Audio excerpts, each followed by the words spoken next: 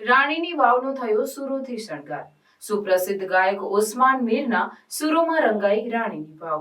ગુજરાત સરકારના રમતગમત યુવા અને સાંસ્કૃતિક પ્રવૃત્તિઓ વિભાગ ગાંધીનગર દ્વારા રાજ્યના સુપ્રસિદ્ધ યાત્રાધામો ખાતે ઉત્સવોનું આયોજન થતું હોય છે, જે અન્વયે પાટણ જિલ્લાની આન બાન અને શાન એવી વિશ્વ વિરાસત રાણીની વાવ ખાતે 2 દિવસીય સંગીત સમારોહનું આયોજન કરવામાં આવ્યું છે। આ પ્રસંગે કેબિનેટ મંત્રી બળવંતસિંહ રાજપૂત અને પ્રવાસન અને વન મંત્રી મુળુભાઈ બેરાની ગરિમાપૂર્ણ ઉપસ્થિતિમાં રાણીની વાવ ઉત્સવ 2025 કાર્યક્રમમાં સુપ્રસિદ્ધ લોકગાયક ઓસામણ મીરે જોરદાર જમાવટ કરી હતી।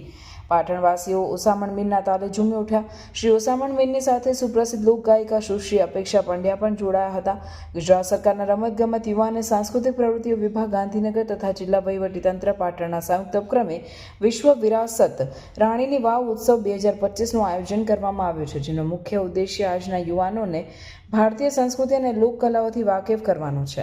ઐતિહાસિક નગરી પાટણનો 1280મો સ્થાપના દિવસ છે। પાટણના સ્થાપના દિવસે મંત્રી બળવંતસિંહ રાજપૂતની અધ્યક્ષતામાં આયોજિત આ કાર્યક્રમમાં લોક સાહિત્યકાર અને કલાકાર વૃંદ ઓસામણ મીર તથા સુપ્રસિદ્ધ લોકગાયિકા સુશ્રી અપેક્ષા પંડ્યાએ પોતાના તાલે રાણકી વાવને રંગી દીધી હતી। લીલીછમ વરિયાળી વચ્ચે રાણકી વાવની સુંદરતા અને એમાંય ઓસામણ મીરના સુપ્રસિદ્ધ ગીતો। રાણકી વાવની સુંદરતામાં આજે 4 ચાંદ લાગી ગયા હતા। રાણકી વાવનો આજે જાણે ખરા અર્થમાં સુરોથી શણગાર થયો હોય તેવું લાગી રહ્યું હતું। સંગીત સમારોહમાં પાટણની જનતાને સંબોધિત કરતા કેબિનેટ મંત્રી બળવંતસિંહ રાજપૂતે પાટણના 1280મા સ્થાપના દિવસની શુભેચ્છા પાઠવતા જણાવ્યું કે આજનો દિવસ પાટણ માટે ઉત્સાહ અને ગૌરવનો દિવસ છે। પ્રાચીન સમયમાં ભારત વર્ષમાંથી 25% વેપાર ઐતિહાસિક પાટણ નગરીમાં થતો હતો। પાટણ શહેરનો સમાવેશ ભારતના 10 મોટા શહેરોમાં થતો હતો।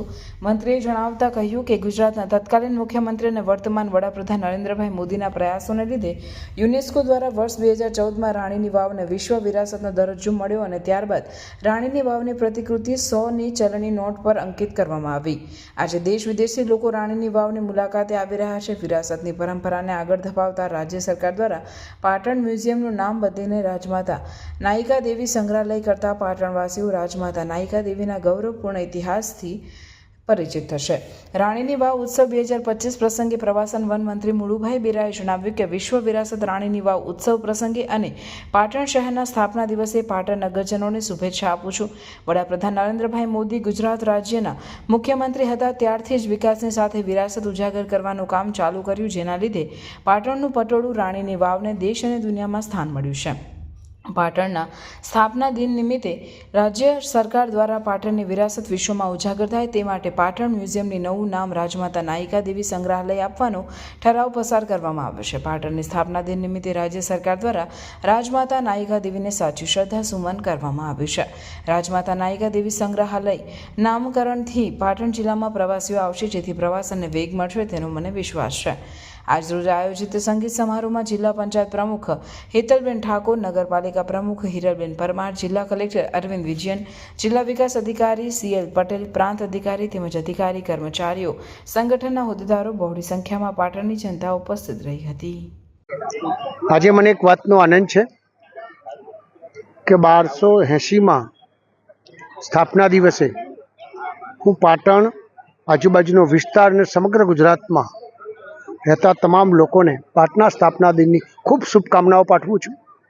એની સાથે સાથે આપણો ભવ્ય ઇતિહાસ હોય એ ઇતિહાસને આપણે ઉજાગર કરવો જોઈએ, સમજવો જોઈએ અને લોકો સમક્ષ આવવો જોઈએ।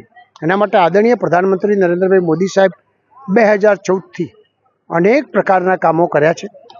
એની અંદર પછી 100 રૂપિયાની નોટ ઉપર વાણકી રાવ તરીકે આખા દેશની અંદર અને વિશ્વમાં આજે આપણે પ્રખ્યાત થયા છીએ। એની સાથે સાથે વિશ્વ લેવલે પાટણનું નામ રાણકી વાવનું પણ આજે આગળ સ્થાપિત થયું છે। એની સાથે સાથે આજે ગુજરાતની અંદર આજનો દિવસ એ આપણા પાટણ શહેર માટે અને જિલ્લા માટે ખૂબ અદ્ભુત દિવસ છે, એટલા માટે કે આજના જ સ્થાપના દિવસે ફરીથી એક પીછું ગુજરાતના મુખ્યમંત્રી આદરણીય ભૂપેન્દ્રભાઈ પટેલ સાહેબ અને આ જ વિભાગના મંત્રી આદરણીય મુરબ્બીશ્રી મુળુભાઈ બેરા સાહેબ અને સમગ્ર લોકોના પ્રયત્નથી આજે નાયિકા દેવી, જે પાટણ મ્યુઝિયમ હતું એનું નામ નાયિકા દેવી તરીકે આજે ઠરાવ કરીને ખરેખર આપ્યો છે। એ બદલ હું ગુજરાતના મુખ્યમંત્રી અને મંત્રીશ્રીનો ખૂબ દિલથી આભાર માનું છું, સમગ્ર જિલ્લા વતી આભાર માનું છું લોકોને એમ કહું છું કે આ ભવ્ય ઇતિહાસ એ લોકો સમક્ષ જાય અને એમાંથી આપણે કંઈક પ્રેરણા લઈ અને આગળ વધીએ એવી સૌને હું પ્રાર્થના કરું છું.